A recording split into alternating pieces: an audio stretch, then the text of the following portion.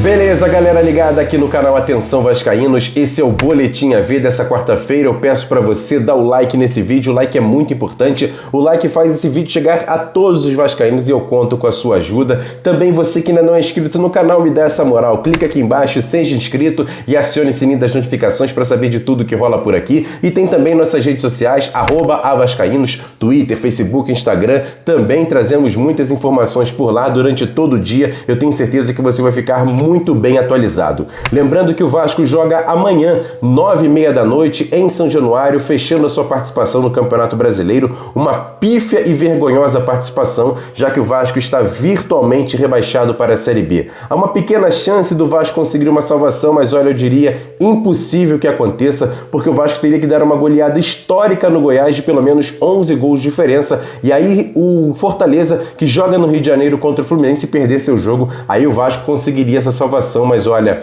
esquece isso, bola pra frente, o negócio é pensar no futuro, já porque a situação praticamente está decretada, o Vasco vai jogar a Série B do ano que vem. Uma possibilidade também fora dos gramados, essa situação que o Vasco pleiteia junto ao STJD da anulação do jogo contra a equipe do Internacional por conta daquela polêmica do VAR no gol do Rodrigo Dourado. Há uma pequena chance que isso aconteça, mas também é muito difícil da anulação dessa partida, e aí sim, se o Vasco ganhasse o jogo contra o Goiás e o Fortaleza perdesse esse jogo para o Fluminense, o Vasco teria uma chance de se salvar empatando, por exemplo, o jogo contra o Internacional, caso esse jogo seja repetido. Mas eu acho muito difícil que aconteça, mas juridicamente há uma possibilidade sim, mas a gente vai tocar esse barco depois do Campeonato Brasileiro. Falando em futuro, o Vasco tem que olhar para suas divisões de base. O Vasco que nessa temporada 2020-2021 conquistou 3 títulos no time sub-20, o Campeonato Carioca, a Copa do Brasil e a Supercopa do Brasil. Para você ter uma ideia, se esse ano a Conmebol confirmar que vai ter a Libertadores da América da categoria, o Vasco será o representante do Brasil nessa competição, o que seria muito importante e muito interessante. Mas eu estou falando em relação aos profissionais. O Vasco, a partir da semana que vem, começa o Campeonato Carioca. E eu acho que muitos jogadores da base do Vasco serão utilizados praticamente como um laboratório para verificar se os jogadores têm ou não condições de jogar uma Série B de Campeonato Brasileiro. E eu vou destacar aqui vários jogadores que podem estar nesse bolo. Por exemplo, o goleiro Lucão pode sim assumir vários jogos no Campeonato Carioca como titular para a gente poder ter uma noção melhor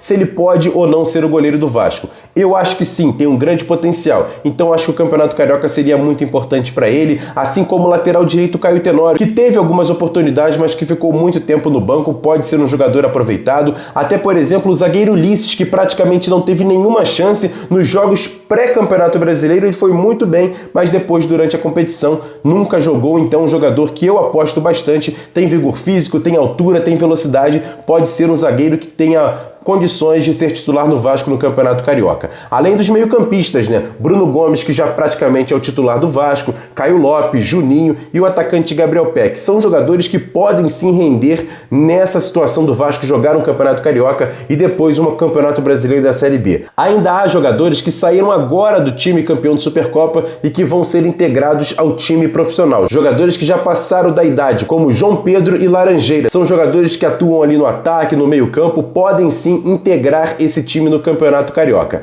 Além deles, 3 jogadores que ainda têm idade para jogar o Sub-20 também podem integrar esse elenco do Vasco no Campeonato Carioca. São os casos de MT, Matias Galarça e também o atacante Vinícius. O Vinícius, por exemplo, já jogou muito no profissional em 2020, mas estava meio em baixa, voltou para a base, foi campeão da Supercopa, e aí há uma análise em relação à participação dele no profissional ou então na base. É um jogador de 18, 19 anos que ainda pode jogar na base, mas pode sim também integrar o time do Vasco no Campeonato Carioca. Eu acho que seria uma boa experiência para esses jogadores, um bom momento para o Vasco se adequar, olhar a sua base, porque olha, tem muitos talentos. Esses meninos foram campeões de 3 competições no time sub-20 e podem sim dar resultados, não só técnico dentro de campo, mas também financeiro para o clube que passa por uma situação muito complicada. O Vasco jogar a Série B desse ano é praticamente perder 80 80 milhões nessa temporada. É muita grana que vai fazer muita falta. E por isso, infelizmente, a venda de ativos vai ser uma das saídas do Vasco, praticamente a saída do Vasco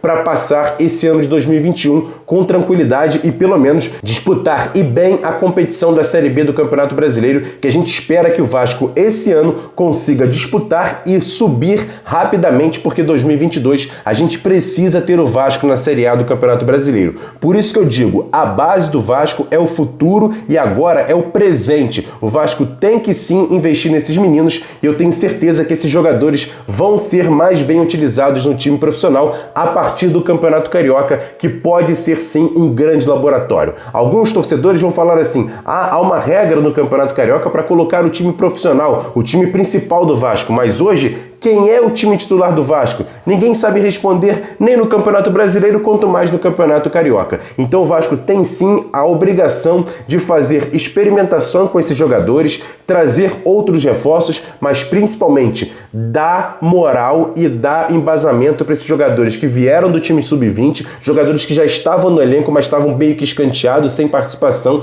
para jogar um Campeonato Carioca e aí sim ganhar experiência e base e know-how e também a questão da motivação para disputar um Campeonato Brasileiro da Série B. É claro que o Vasco precisa também de reforços, não é só com os jogadores da base que se faz uma Série B, mas pelo menos algum desses jogadores podem se destacar e o Vasco conseguir ativos importantes e também tecnicamente dentro de campo dar resultados também que o torcedor vai ficar muito mais tranquilo. Essa é a minha expectativa e eu acredito que o Vasco sim vai fazer essa situação de dar oportunidade para esses meninos da base. Eu quero saber o seu comentário, o que você acha desses nomes que eu falei aqui: Lucão, Caio Tenório, Ulisses, Caio Lopes, Bruno Gomes, Juninho, Gabriel Peck, MT, Matias Galarça, a gente fala também de João Pedro e Laranjeira. São vários jogadores da base do Vasco que podem sim dar resultados em campo e também se transformarem em grandes ativos para o Vasco. Pode ser, vamos torcer para que esses meninos subam, façam um bom Campeonato Carioca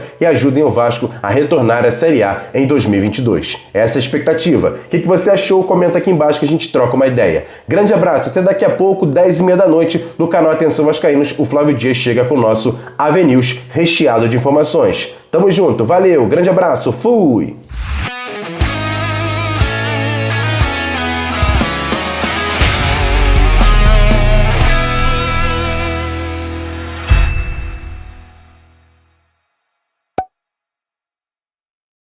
Atenção vascaínos, ao Vasco nada! Tudo!